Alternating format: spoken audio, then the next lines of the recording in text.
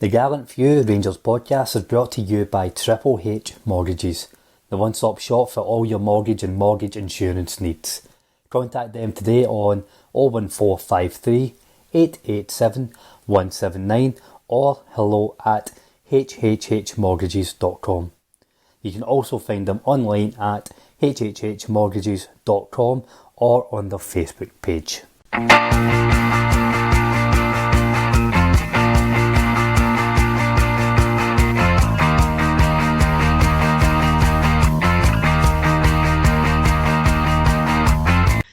Hello and welcome to the Gallant Few Rangers podcast. My name's Colin and I'll be your host for today.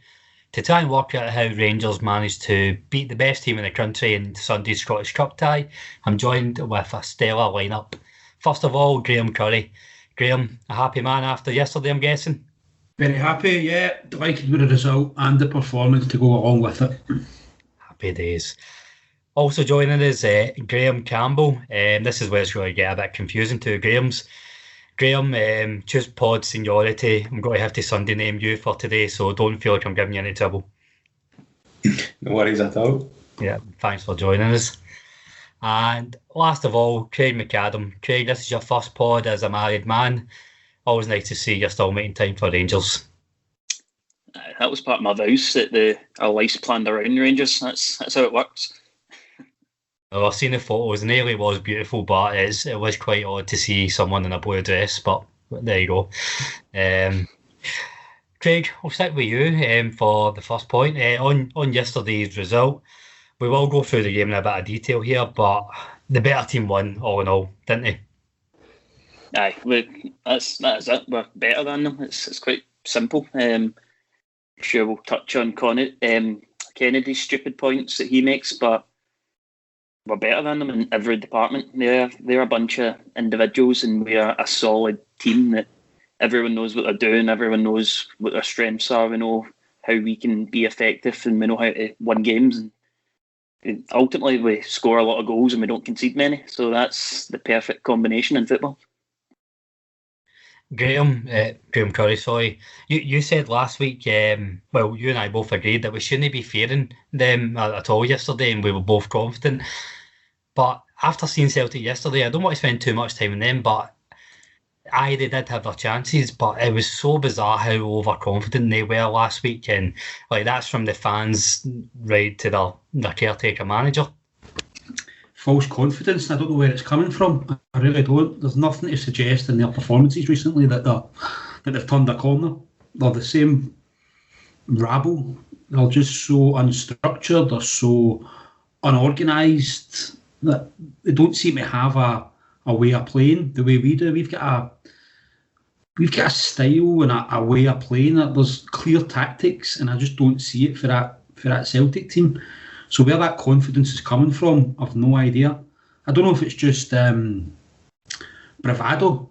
That's all I can put it down to. It's just that they were trying to gear themselves up somehow. But we both agreed there was nothing to fear. And having seen the game yesterday, there's nothing to fear from them.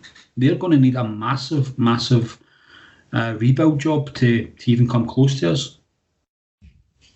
So I can kind of see it from John Kennedy's point of view, where he's interviewing for this job, so he'll probably say anything to try and get him in the door, but in the cold light of day, it's nonsense, and it was shown as to be nonsense yesterday. Mm-hmm. Yesterday, Rangers lined up with Alan McGregor, Nathan Patterson, Connor Goldson, Philip Hollander and Borna Barisic. Midfield three of Stephen Davis, Glenn Kamara and Scott Arfield. A front three of Ryan Kent, Joe Aribo and Alfredo Morelos. So, Graeme Campbell, is there any surprises for that lineup when you seen that yesterday? Were you pretty happy with the lineup? Yeah, no surprises from me at all. I think, obviously, Arfield's probably, out of all of them, the one that's been in and out of the team most this season, out of that starting 11. For me personally, I love to see Arfield, especially in that kind of middle three in games like this. There's certain games where Arfield is extremely well suited to, and I always think that chucking him in the firm games is the right thing to do. I think Aribo in the first half especially was absolutely immense, and you really see the benefit from having him in that front three. him and Kent either side Morelos. I think looking at the performances, I think we were the better team. I think, as the boys have touched on, we deserved to win the game. I think that probably highlights the lineup. There was no surprises really for me, but I think it was justified, even if there was. I think we dominated the majority, and we were excellent. I think credit where credit's due. Every time we try and predict the lineup for an Old Firm game, we know Gerrard's going to.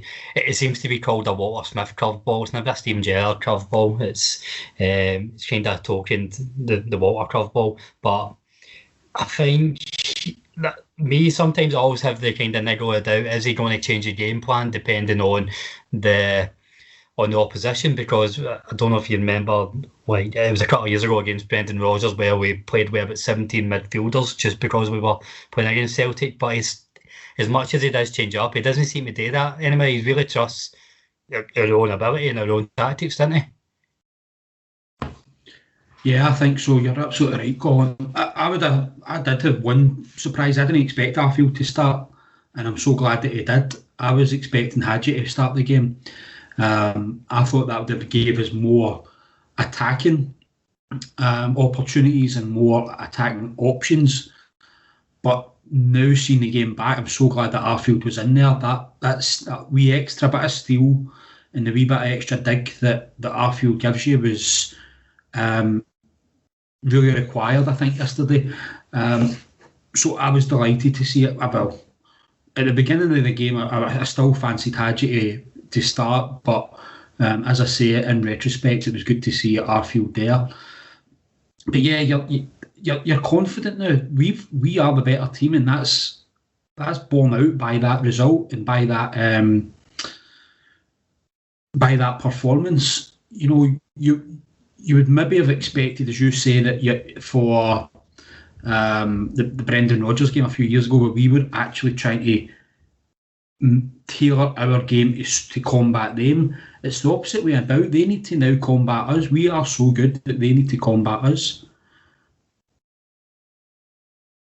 I think we said it time and time again before, just what you were mentioning about Hadji and about wanting Hadji in. I would have liked to have seen Hadji in yesterday. I think I said that last week too, but there's never a lineup or a kind of selection of players where I'm disappointed with at all. It's just that shows the strength and depth that we have.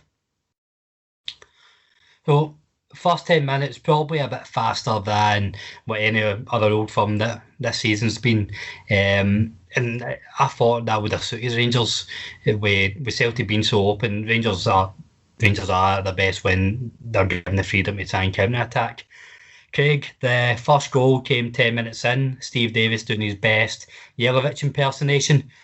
Talk us through this goal, because it's not just the Davis acrobatics. There's so much good play for Kent and Aribo as well. Even going back before that, it starts Celtic are on the break. I'm sure it was Callum McGregor, I think, charging down, and I think he takes a bit of a heavy touch, and Goldson gets a good tackle on. So that's straight away. It's our centre back that's started this move off. Then obviously the turn from Kent was sensational, wasn't it? Just sent Brown to the shops. I think there's a picture now, the classic Davy Weir picture when he's just running the opposite direction of the ball. There's now a Scott Brown one that I love to see. He done it twice. He does it. We'll maybe touch on it again in the second half. Brown Kent had an amazing turn against Brown in the second half and get a shot away, but we can come back to that one. It's ironic that they were calling that his last dance yesterday, wasn't it? The turn was so good. Then just to play from Aribo as well. It's like we've seen Laxell obviously getting subbed at half time just because they couldn't handle Aribo, and Patterson as well. He roasted him a couple of times just down our right hand side. I never even got to enjoy the goal properly because I thought it was offside. I had to keep myself calm for a wee second just to make sure it wasn't getting ruled off, and then I could go and enjoy it. Davis said it himself. What's he doing in the box? He's 36. He sits in the middle of the park and he doesn't know why he was in there. But delighted he is and just followed the play, and some finish as well, wasn't it? It's a sort of goal that if you were guessing, you'd maybe say like Hadji or Aribo or somebody like that would get. He wouldn't pick Steve Davis to do that, but delighted he did. Although Graham Campbell, it's I think it highlights how clever a player Stephen Davis is. I had to. It didn't quite show you in the highlights on the game, but if you rewind back the passage of play, it's no what Craig was saying there. It's not like a striker's instinct. He's going to run to the back post. He's running down near Aribo on the right hand line, but he sees Celtic players drop into certain areas, and he just changes his run about 3 or 4 times until eventually goes into the back post. It's just such clever running. It really is, isn't it? Yeah, I think what's clear with the goal, I mean, Davis touched on, he doesn't know how he was in there. It's his experience. The guy is 36 years old now. He's played in the Premier League for the majority of his career. He knows this game specifically. And I guess it was just that experience that's taken him into the right place in the box. And I think that ball could have fallen to maybe more than half our team. And I don't think it would have been as a composed finish. I think potentially that's not a goal if it doesn't fall to one of the right players that we want it to. And Davis was one of those right players. Again, purely experience. The ball ricochets, comes off a Celtic defender, bounces up awkwardly, and he goes at it. Overhead kick. Like, it was absolutely class. And as I say, I just don't think everyone in our team could have finished that or been in that position, and it's purely down to experience. Experience kind of drafted him into that position. Brilliant. I think Craig just made a slight mistake there. It wasn't actually that time that he'd done that turn, Craig. That was the later on in the game, but this was the game. Maybe I'm misremembering it, but I think this is the one that Welsh clattered him. He clattered Kent, but did he do the turn before he done that? The turn. That was the same phase. So he done it was the same phase. Then he was running up, then get clattered. Maybe that's why Davis was so far forward, because Kent had been wiped out. So I think he had to then support the midfield and make his way to get himself forward for that. But it was delightful. I don't know, I've misremembered it there as well, but it was good to see that Brown. I mean, his career ended about a year ago, but that was an absolute nail in the coffin yesterday. The way he was absolutely humiliated, it was fantastic to see. The amount of times he was just so far off the pace. He got nutmegged a few times. He was turned so many times. It was absolutely fantastic to see.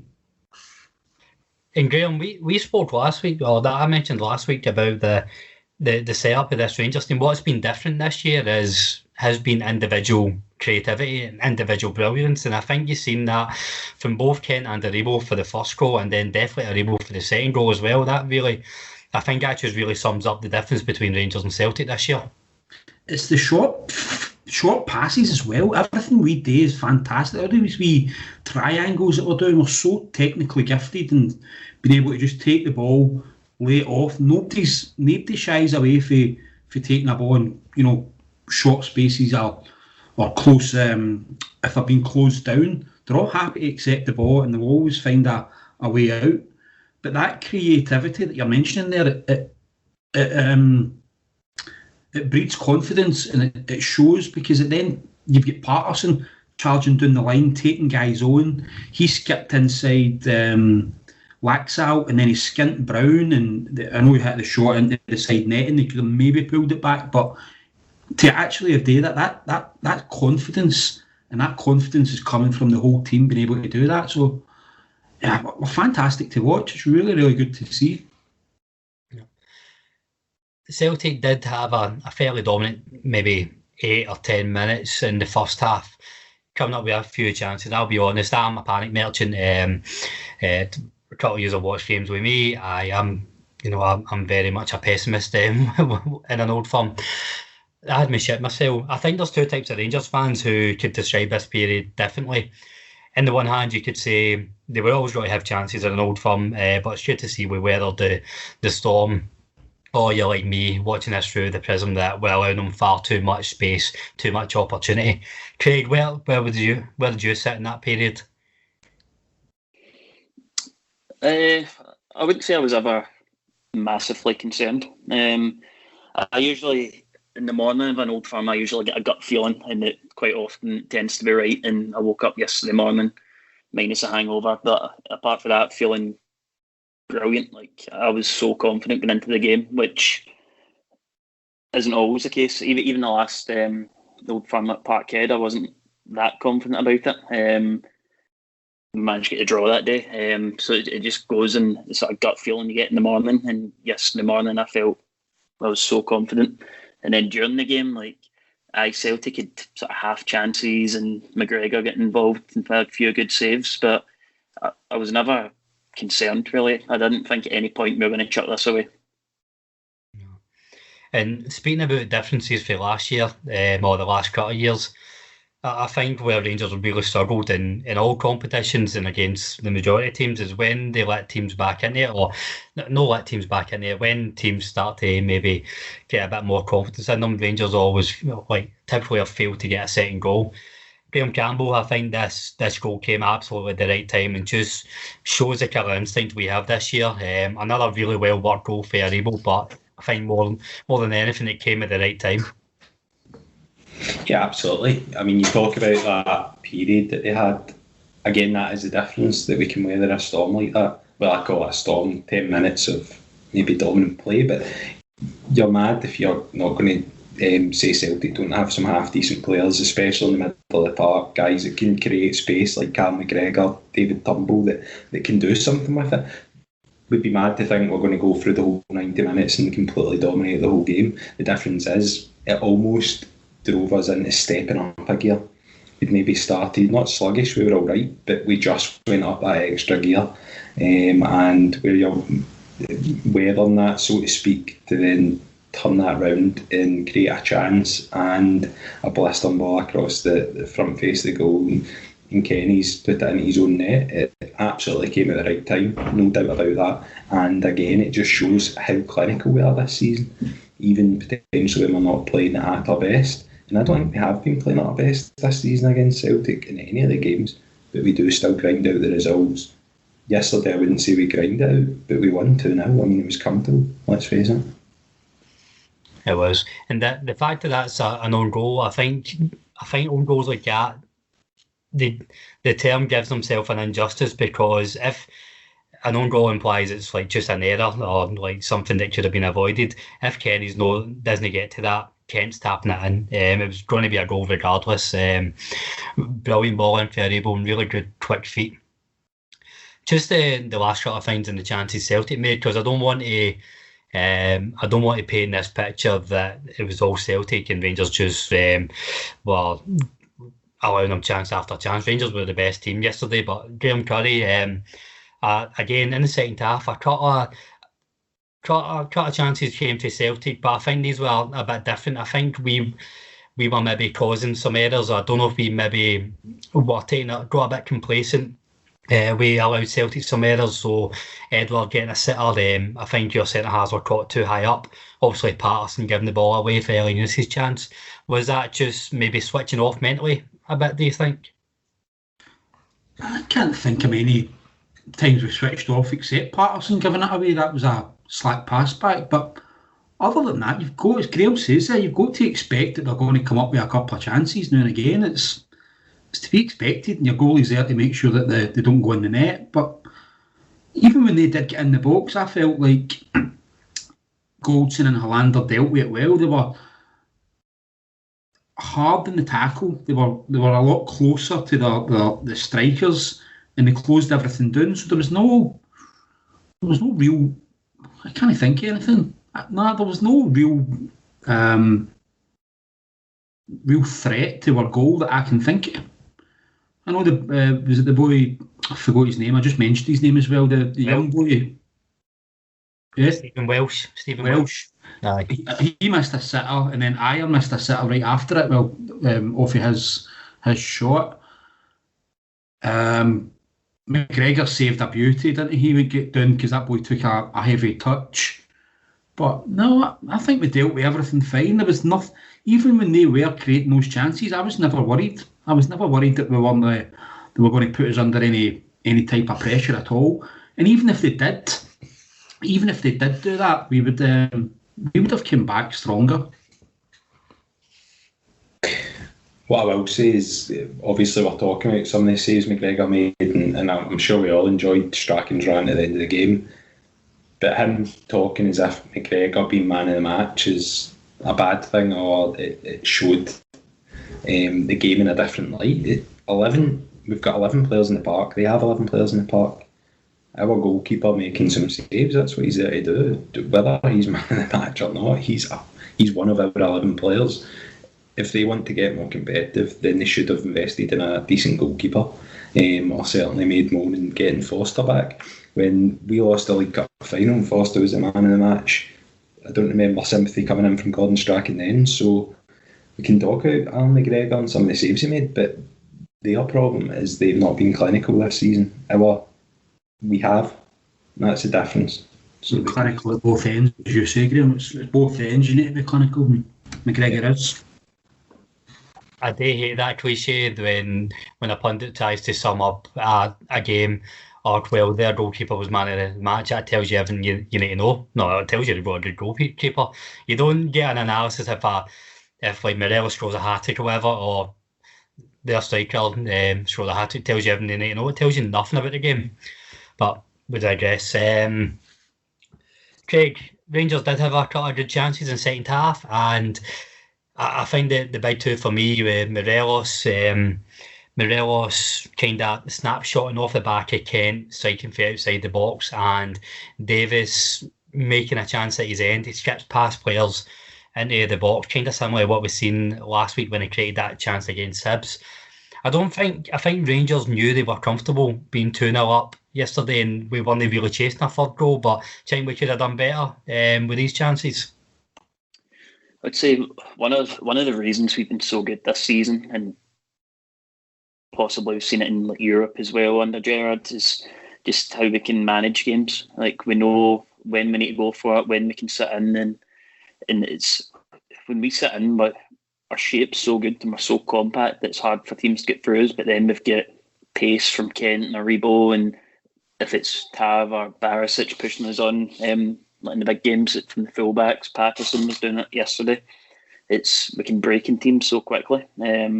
So I think we didn't make a huge amount of chances in the second half, but purely just because we didn't have to. We were comfortable, we were organised. The pressure was on Celtic to try and break us down, and then we can just pick them off whenever we get the chance. I think that's only the real sort of two chances I can think of in the second half. The Morelos one came on the back of the second time Kent done Brown that I was talking about, spun away from him, got his shot away. It's one of them. It's came quite quick at Morelos, hasn't it? If he's maybe on his toes a wee bit sharper, he could have directed it into a corner possibly, but I'd say that's hard to criticise him. Then the Davis one, we usually think's a bit of a Pirlo, but after yesterday I think he's messy now, the way he's dancing into the box and skipping by players, overhead kicks, so maybe he's reinventing himself at 36. I know. I think it was Emma Dodds that said he was defying science, and he's like, I think that's a fair assessment. Big talking point. Obviously, Celtic were awarded a penalty with about 10 minutes to go, as Joe Aribo was deemed to have fouled Griffiths in the box as he was going for the second ball from a deflected free kick. Really could have been a turning point. Graeme, Charlie, I'm going to come to you, and I think I'm going to get shot down here. For me, it wasn't a free kick, but I think the penalty was the right call. Borderline for me. It's definitely not a free kick, I'll give you that. I don't know. It's 50-50 for the penalty. No, Colin, I'll disagree with you. I don't think it was a penalty. I don't think there's enough in it to warrant the penalty. The way he's been doing's won it. So Griffiths has been doing and he's spun his body around. I think that's enough to tell you that there wasn't anything in it, and he's actually made that decision for the referee. I think the referee's looking through a body of players, if you like, and hasn't got a clear view on it. But he's seen that Griffiths has made the most of it, and I don't know if he's. No, I don't think it's a penalty, Colin. It's not for me. I was drawn on I always try and look at these decisions. If that was Scott Brown on Ryan Kent, I would be screaming for a penalty in the other end. I know what you mean, it's soft, but I think think if that happens outside the box, you'd be looking for a free kick. I don't know. It's end of the day, it was given anyway, and to no detrimental impact. Graeme Campbell, McGregor's save. A lot of people are saying it was a poor penalty, but I think you still really need to give credit to Alan McGregor as well. He's went the right way. He's got a really firm hand on it. Like, just because it's no tap bin doesn't mean it can't be a poor save. Yeah, I think there's an old adage: if somebody scores a penalty, any scoring penalty is a good penalty. I think any save penalty is a good save. You still need to dive the right way. You still need to get at the ball. He's passed out well, and then Goldson comes in with a header. Look, McGregor knows how to save penalties against Celtic, and yeah, even though I actually disagree with Graham, I think it was a penalty. I was surprised Gerrard came out after the game and was really actually mentioned in his interview that it should never have been a penalty. I didn't. When it was given, I had no real complaints. I didn't notice many Rangers players having complaints, but I guess it is one of those, depending on the way you look at it, how you see the game. But yeah, it didn't matter. Could have been a turning point. Yeah, would have made the last 10 minutes extremely unenjoyable. But McGregor came to the rescue. And that killed them, didn't it? That was their one chance. They didn't have anything after that. They just folded after that. Don't remember anything after that. So you can't say that McGregor won us a game just by doing that. Yeah, there is turning points in certain games when you just know it's not going to be your day. I mean, see if you look at the League Cup final for last season, where even before Morelos missed the penalty, I think there was a save, it might have been by Ryan Jack. Foster got to it, and no idea how he got to it, and you just knew it wasn't going to be your day. But stuff like that, when McGregor saves that penalty 10 minutes to go, and you could see the win coming out of Celtic's sail, and it was all the better. What I will say is just, obviously, again, we'll go back to it. It wasn't their day. They missed a lot of chances anyway. Edouard puts the ball over the bar from 6 yards out. Again, whether it wasn't their day or not, whether they had a lot of chances, if you're not clinical, you're not going to win games. That's why they're 20 points behind us in the league. That's why we've won the league so early. They're not clinical enough. We've got a great goalkeeper. We've got an extremely strong forward line with lots of strength and depth. That's their issue. Yep, and here's hoping it's an issue for the foreseeable. Craig, it's hard when the other half of the Old Firm go out of a domestic cup, because it is Rangers to lose, but at the same time they can't be cocky, they can't be complacent. We've seen that with St Mirren as well. Also, we've got a double header this week against St Johnstone, playing St Johnstone away in the league on Wednesday, and then in the cup on Sunday. So how does Gerrard play this? Like, does he freshen up for the league games and play the strongest squad on the cup games, or does he try and do a mixture of both, or does he just try and keep momentum? I think the squad's that good just now. It's even if we did make 3 or 4 changes on Wednesday night, I don't think it would actually upset us or disrupt the rhythm in the team in any way. We've got plenty of good players that can come in. For me, the priority is the Scottish Cup. Obviously, we do want to go undefeated in the league. That'd be an amazing achievement. But if it meant that we made some changes during the week to make sure we give St Johnstone a gubbin at the weekend, then fair enough for me. The league was obviously the priority for the season. We've done that. If we go undefeated, it will obviously be a massive bonus, and it'll be something we can look back on and talk about in years to come. But I would much prefer that we focus on the Scottish Cup and win it. But as I say, the squad's that good. Like, making changes shouldn't really affect us. I wouldn't like to see us making 7 or 8 changes, but if we make 2 or 3 changes, then that should just keep us ticking over, I would say. Most important thing for us now is to win the Scottish Cup, and it's the only teams between us and doing that we've beat comfortably this season. So it's really up to us. If we stay on top of our game and go out with the right attitude, nobody in Scotland can live with us, and we've seen that time and time again this season.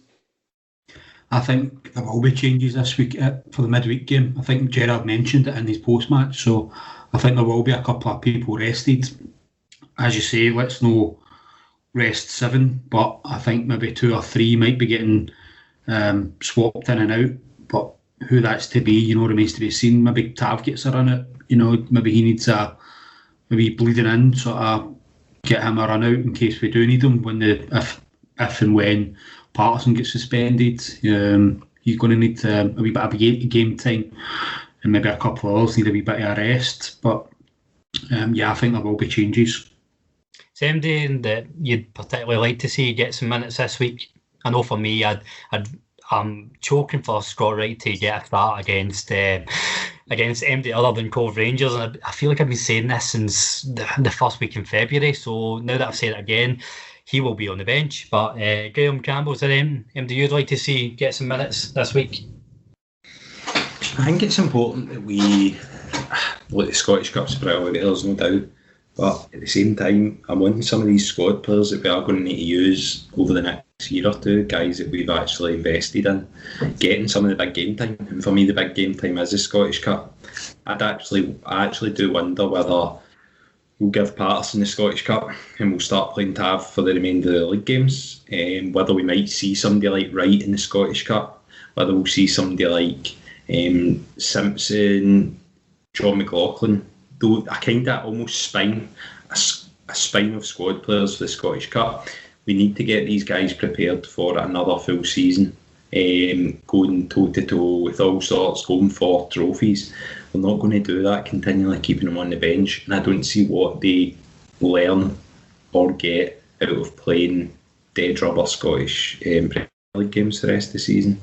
So I would quite like to see them in the big games that mean a lot, some form of spine like that, like you're saying, Wright, Patterson, maybe Simpson or something like that. I don't know. I doubt it's going to happen. Certainly Patterson, I'd like to see him share the rest of the games with Tav going forward.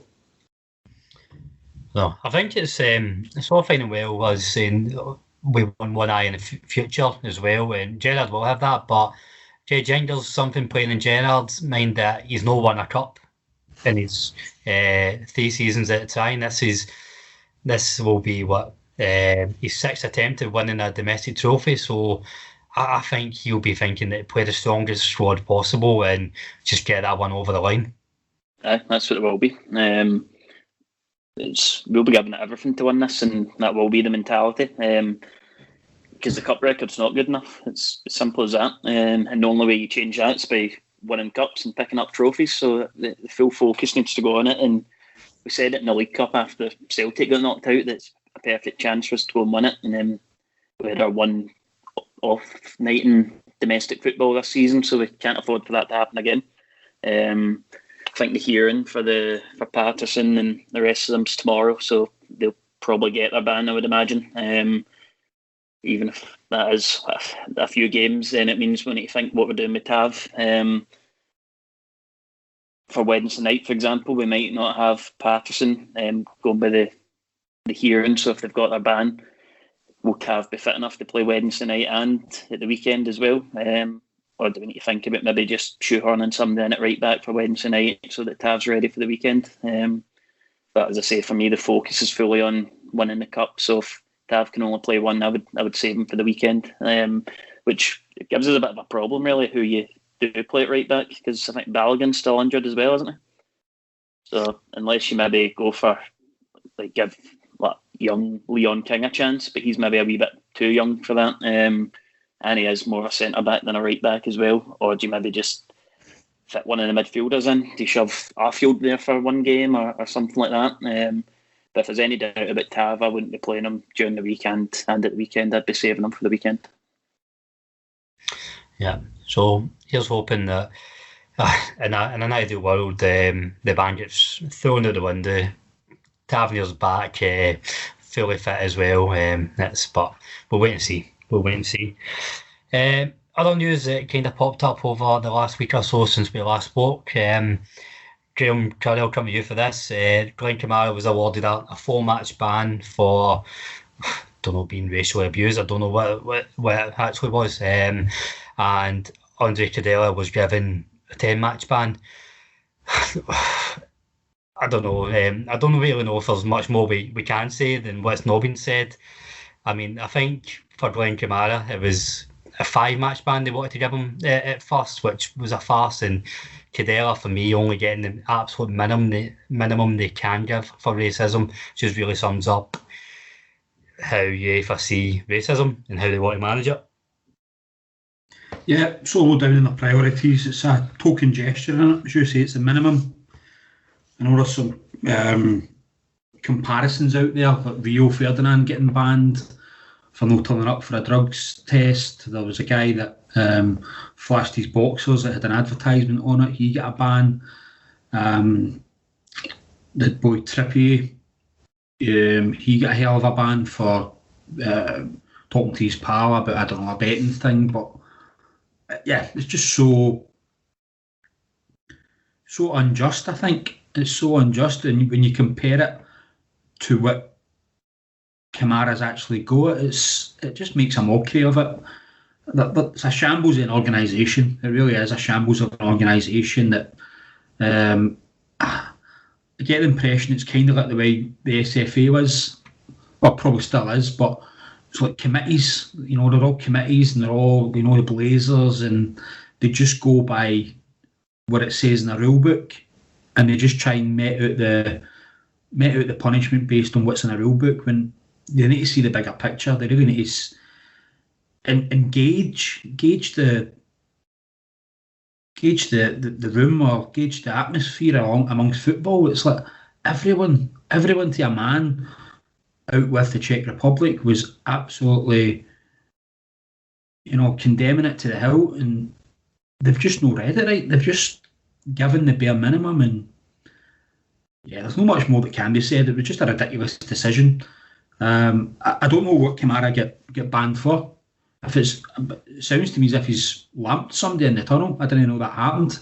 I know they were all waiting outside the dressing room for them, and we were waiting for them to come out, but I wasn't aware that he had actually done anything about it. But you can't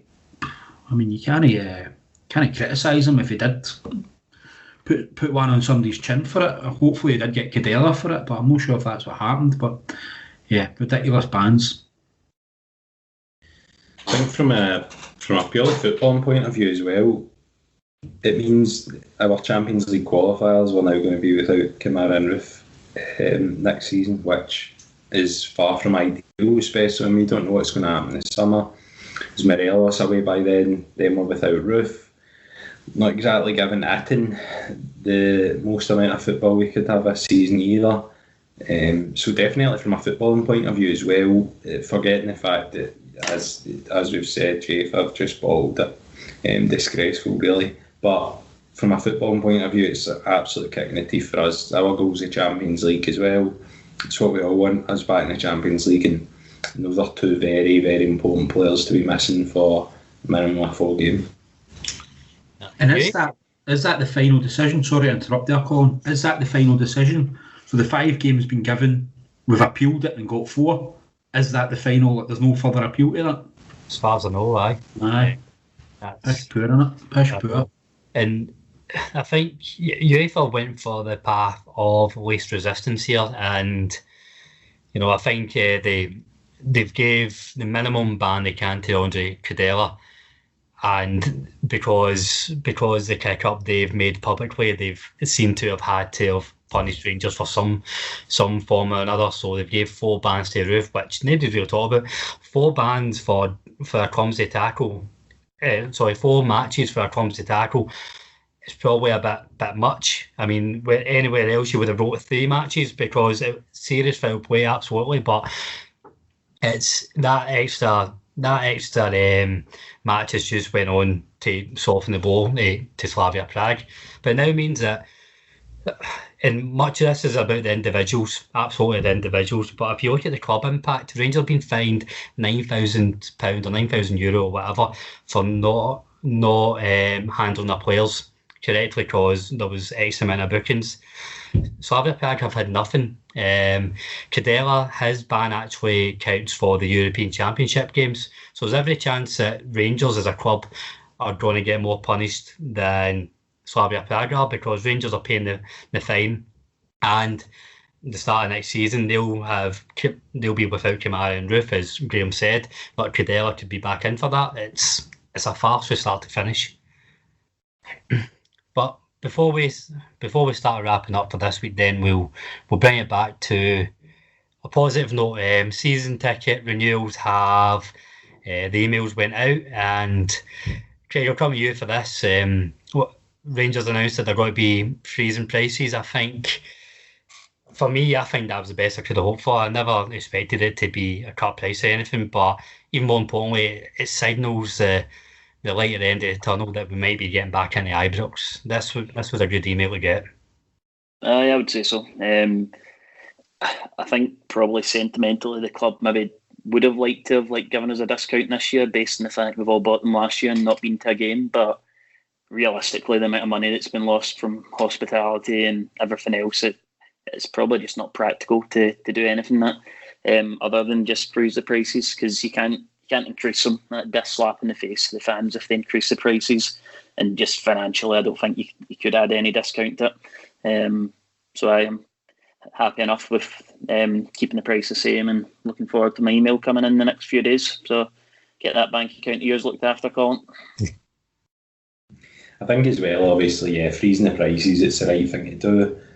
Obviously, our European runs helped immensely. I think it's more than 12 million we made. I think we made about that I can't remember the exact numbers, but we've made a fair whack just getting to the last 16 again. Obviously, though, it might touch on again the way we're going to go down the selling route this summer. Maybe a couple of players. I would expect a fair whack of a fair sizable amount of money coming in for potentially one or two players going out. So that's obviously potentially got something to do with it. But just talking about everyone buying season tickets when we've not been at a game, and My Gears membership as well. I mean, 27,000 fans buying a My Gears membership for 40 plus quid is unbelievable. Again, it's outrageous. Really are top class fans. It's phenomenal. Graeme, do you think we'll be back in Ibrox before it is for the start of next season to see the flag unfurled? Yeah, I think so. I think we'll be back by then. I think things are going to start to, unless there's another variant, but if things continue the way they're going, I'm confident that we'll start to get opening up. You know, Hampden's getting opened up for the Euros, Wembley's getting opened up, so if it will be an August start, I'm assuming. So if it's an August start, then yeah, that's 4 months down the line, and by that point I think we'll be almost back to normal. I think the pubs will be open properly, theatres will be open properly, cinemas and things like that. So I think gatherings, and I actually think it'll be back to, I hope I'm not jinxing this, but I actually think it'll be back to capacities as well. I think we'll be able to be in a place where we can all gather again, you know, and the rollout of the vaccine should hopefully be well rolled out to everybody by then. So yeah, I'm confident that we'll all be able to be back in the stadium by then. Fingers crossed there. Light at the end of the tunnel, and I think that was a wee positive spin you put in there, Graeme. Another positive spin is I feel I know a bit more about you. I didn't expect you to say theatres as the second choice there after pubs. I didn't have you down as a theatre kind of guy, but there you go. I like a musical. So rounding off the week as we always do, Twitter patter of the week, your chance to tell the listeners what's the funniest thing you've seen on the world of social media, football, Rangers related or football related or on telly, whatever. I'll kick us off. Someone posted a photo of like an Asian sweatshop factory where there's literally thousands upon thousands of workers working away, and the caption was, "The Christophe factory making an early start on the Scottish Cup quarter-final commemorative training range." I enjoyed that. Mainly because I think it might happen. They're fucking releasing it. Graeme Curry, what have you got for us this week? This is a tweet in response to Amazon Prime. Amazon Prime had put out the last 5 results in the Old Firm derbies, and a guy had, obviously a Celtic fan, had responded to say, cancelled my subscription for that tweet alone. And everybody just jumped on him. Everybody, you know, Jeff Bezos is going to be devastated that he's going to lose out near 10 quid there, aye. That might bankrupt him, aye. Graeme Campbell, do you have anything for us? Yeah, mine's not Rangers related. Is that too controversial? Oh no, go for it, mate.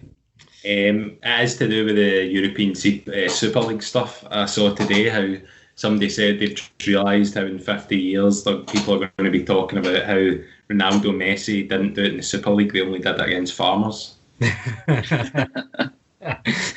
Just on the Super League, there was some English Conference League tweeted today. I don't know what it is, like fucking Basingstoke United or something. The tweet was just, we would like to confirm we are we are not taking part in the European Super League. I enjoyed that. Craig finishes off with what won Twitter yesterday. The Undisputed Award. This is the tweet of the year, not the tweet of the week. Rangers tweet at the end of the game yesterday saying a win against the best team in the league. See the guy does the Twitter account, he deserves a medal for 55 just for that tweet alone. That's sensational. There will be uproar if he doesn't get either a medal or a fuck off raise at the end of this. He deserves it. But that'll bring us to a close. All left to do is thank my guests. First of all, Craig McAdam. Cheers, boys. Graeme Campbell. Thank you. And Graham Curry. Thanks, boys. Championis. Thanks very much for listening, everyone. Take care.